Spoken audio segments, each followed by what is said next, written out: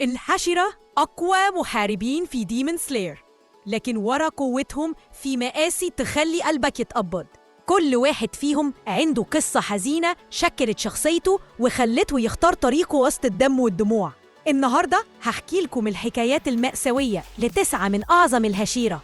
جهزوا مناديلكم لأن اللي جاي هيمس قلوبكم.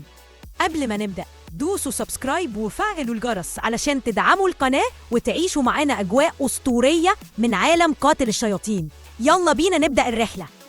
جيو توميوكا، هشيرة 100. جيو كان طفل عادي لحد الليلة اللي غيرت حياته. أخته الكبيرة اللي كان المفروض تتجوز تاني يوم ضحت بنفسها علشان تحميه من شيطان، وهو شافها بتروح قدامه.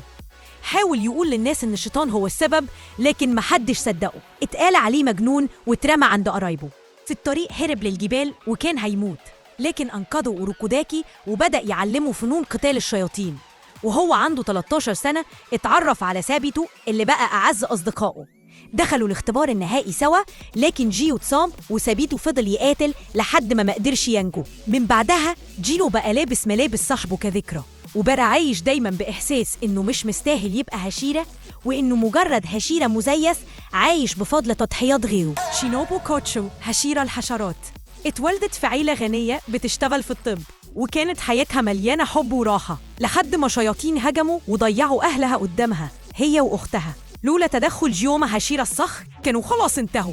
من اليوم ده قرروا يبقوا صيادين شياطين، بس الحكاية ما وقفتش. شينوبو فقدت أختها كمان على إيد دوما، ومن وهي عندها 14 سنة بس بقت مسؤولة عن بيت الفراشة، تربي الأطفال وتدربهم. ابتسامتها اللي الناس شايفينها مش حقيقية، دي مجرد قناع بتفي وراه كره وغضب عمره ما برد. كيوجيرو رينجوكو، هشيرة اللهب. أمه ماتت بدري وأبوه دخل في دوامة حزن وخمر، لكن كيوجيرو كان شعلة نور في بيت مظلم، سند لأخوه الأصغر وصوت الأمل في العيلة. أول مهمة ليه كانت ضد شيطان الناي اللي كان بيسيطر على أعصاب ضحاياه بالموسيقى. كيوجيرو عمل المستحيل، مزق طبلة ودانه بنفسه علشان يتفادى الهجوم، وقدر يهزن الشيطان. ببوده بقى خليفة أبوه اللي استسلم وصار هشيرة اللهب. قوة كيوجيرو مش بس في سيفه، لكن في قلبه اللي بيشعل الحماس في كل اللي حواليه. ومع ذلك ابتسامته الصاخبة كانت دايما غطى على حزنه الداخلي. تينجن أوزوي، هشيرة الصوت، اتولد في عيلة نينجا قاسية بتكبر ولادها يقتلوا بعض وهم لابسين أقنعة. تينجن معرفش غير بعد فوات الأوان إنه تسبب في ضياع 2 من إخواته.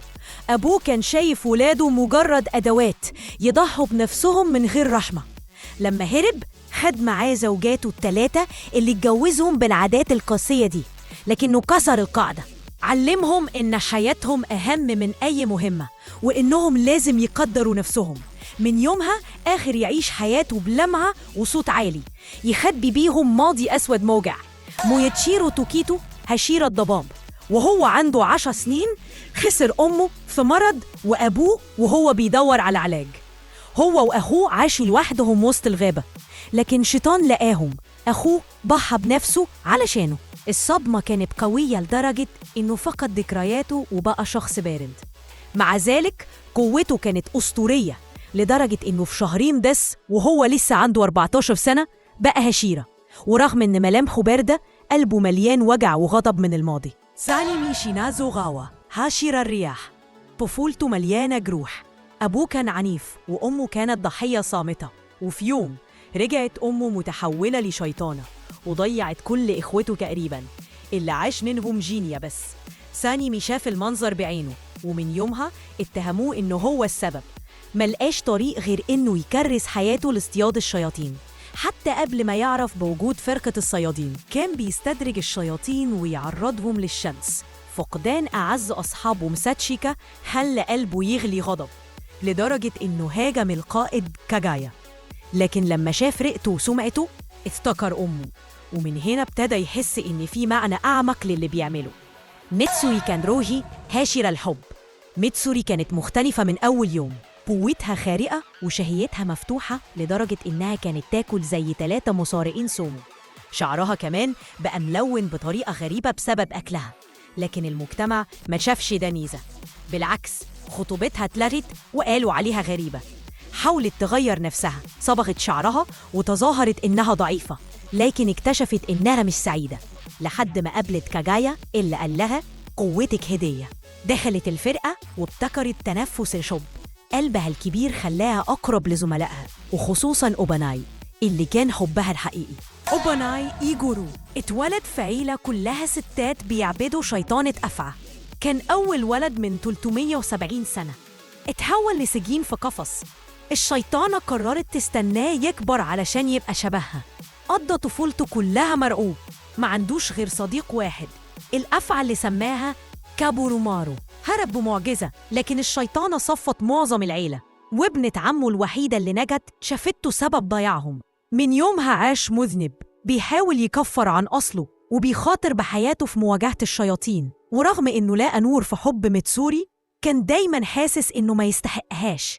جيوما هيميجيما هشيرة الصخر، من طفولته عاش يتيم وأعمى، بيربي 9 أطفال أيتام في معبد صغير. كانوا زي عيلة، كل ليلة يولع بخور الوستاريا علشان يبعد الشياطين. لكن في ليلة واحد من الأطفال خانهم وفتح الباب للشيطان. نص الأطفال ضاعوا والباقي ما صدقوش إنه يقدر يحميهم فهربوا، إلا أصغر طفل. جيوما واجه الشيطان بإيديه العارية، فضل يضربه لحد ما الشمس طلعت وخلصت عليه. لكن الناس ما صدقوش وجود الشياطين واتهموه هو باللي حصل. اتحكم عليه بالموت، لكن كاجايا أنقذه وضمه للفرقة. ومن يومها دموعه كانت رمز لقوة مفيش زيها. الحشرة مش مجرد محاربين، كل واحد فيهم إنسان قلبه مليان جروح، ومع ذلك حول ألمه لقوة. قولي في الكومنتات مين أكتر هشيرة قصته لمست قلبك؟